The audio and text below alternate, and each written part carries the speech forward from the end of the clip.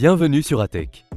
Depuis les années 1960, le véhicule de combat d'infanterie, VCI, a été l'épine dorsale des forces mécanisées russes, dominées par les lignées robustes, mais vieillissantes, des BMP-1, BMP-2 et BMP-3. Ces véhicules, conçus à l'ère soviétique, ne peuvent plus garantir la survie des fantassins face aux menaces modernes, les mines, les drones kamikazes et les missiles anti-chars sophistiqués. La Russie a donc lancé, dans le secret relatif, un programme d'une ambition comparable à celle de l'Armata, l'objet 695, mieux connu sous le nom de Kourganets 25. Ce véhicule ne remplace pas seulement une génération d'acier. Il incarne la transition complète de l'armée russe vers une architecture blindée, unifiée et réseau-centrée pour le XXIe siècle. Ce VCI de nouvelle génération est une plateforme modulaire de 25 tonnes qui promet de transformer la manière dont l'infanterie opère sur le champ de bataille, en intégrant une protection active, un armement téléopéré redoutable et des systèmes de gestion du combat de pointe. L'histoire du Kourganets 25 est celle d'un projet né de la nécessité stratégique. En 2011, le ministère russe de la Défense a officiellement lancé le programme pour remplacer les vieux BMP, dont les faiblesses, notamment la vulnérabilité au compartiment moteur arrière, étaient devenues criantes. La conception a été confiée à Kourgan Majzavod, KMZ, filiale du groupe High Precision Systems. L'idée directrice était de créer un véhicule qui s'intégrerait dans la nouvelle famille blindée aux côtés du char T-14 Armata et du transporteur à roues Boomerang.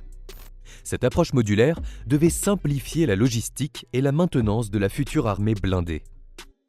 Après une première présentation confidentielle en 2013, le Kourganets 25 a fait une entrée fracassante sur la scène internationale le 9 mai 2015, lors du défilé de la victoire à Moscou.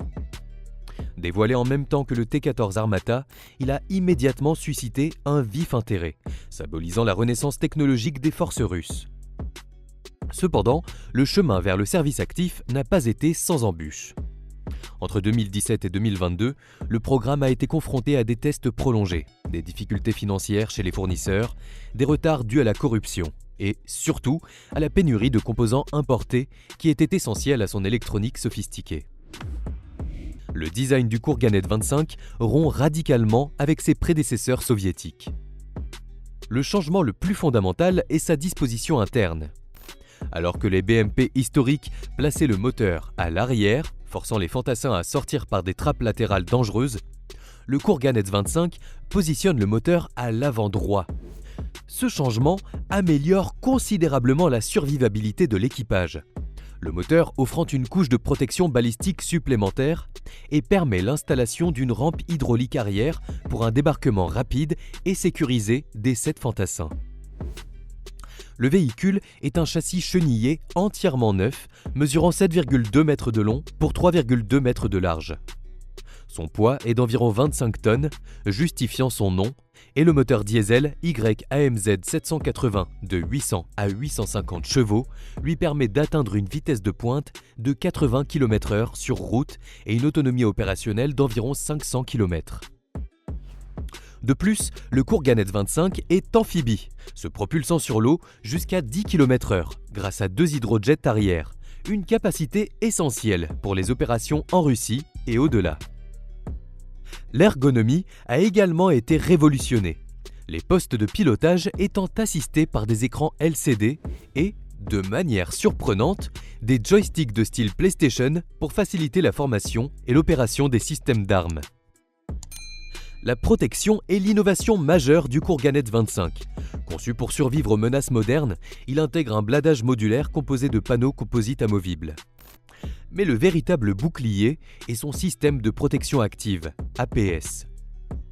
Inspiré de l'afghanite du char T-14 Armata, le système du Kourganets 25 est une version allégée mais toujours très performante. Il assure une détection à 360 degrés des menaces, missiles, roquettes, drones, grâce à des capteurs infrarouges et radars. En cas de menace, il déclenche des capsules de contre-mesure explosives placées sur le toit et la tourelle, capables d'intercepter les projectiles en approche. Cette capacité est cruciale face à la prolifération des missiles anti-chars à charge creuse et des drones kamikazes. Des déflecteurs latéraux ont été ajoutés pour protéger l'infanterie pendant la phase de débarquement. La survivabilité est complétée par une protection NBC, nucléaire, biologique, chimique, intégrée, assurant la sécurité de l'équipage même dans les environnements les plus contaminés. En tant que VCI, véhicule de combat d'infanterie, l'armement du Kourganets 25 est redoutable. Il est équipé d'une tourelle Boomerang BM téléopérée sans équipage positionné au centre du châssis. Cette tourelle, qui ne pénètre pas le compartiment équipage, améliore encore la sécurité. Son armement principal comprend un canon automatique de A42 de 30 mm avec 500 obus, complété par une mitrailleuse coaxiale PKT de 7,62 mm. Le Kourganets 25 est surtout un destructeur de blindés, grâce à ses 4 missiles anti-chars Kornet EM, capables d'engager des cibles jusqu'à 5,5 km, voire 8 à 10 km selon la version, avec une efficacité redoutable contre les chars lourds et les hélicoptères lents. Le système est stabilisé sur double axe, utilisant des viseurs thermiques et des télémètres laser pour des tirs précis jusqu'à 4000 mètres, même en mouvement. Fait notable, le Kourganets 25 est conçu comme une plateforme multirôle. Il existe également une variante APC, transporteur de troupes, avec un armement réduit à une simple station d'armes téléopérée, RWS, de 12,7 mm. L'avenir de son armement passe par la future tourelle EPOCA, testée pour les défilés de 2020, qui intégrerait un canon plus puissant de 57 mm et 8 missiles rétractables Boulat. Après des années de développement et de tests, le Kourganets 25 est enfin sur le point d'entrer en service. Les essais étatiques finaux ont été jugés réussis en 2025 selon le ministère russe de la Défense et Army Recognition, malgré les critiques soulevées en 2023 par certains officiers russes qui le trouvaient trop haut et trop visible, le rendant vulnérable aux roquettes. La production en pré-série a commencé entre 2016 et 2018, mais la mise en service effective pour les unités de combat est prévue à partir de 2026 pour les brigades mécanisées du district militaire central et de l'Arctique. L'objectif est clair, remplacer progressivement les BMP2 et BMP3 afin d'intégrer une flotte entièrement réseau-centrée. Le Kourganets 25 est équipé d'un système de gestion du champ de bataille, BMS, qui permet une liaison numérique en temps réel entre toutes les unités blindées. Kourganets 25, T-14, artillerie Koalitsia SV et les drones de reconnaissance russes, suivant la doctrine occidentale de la Net-Centric Warfare. Le Kourganets 25 n'est pas seulement un véhicule mieux blindé, c'est un poste de commandement mobile pour l'infanterie, intégrant caméra 360 degrés et système de navigation GLONASS-INS.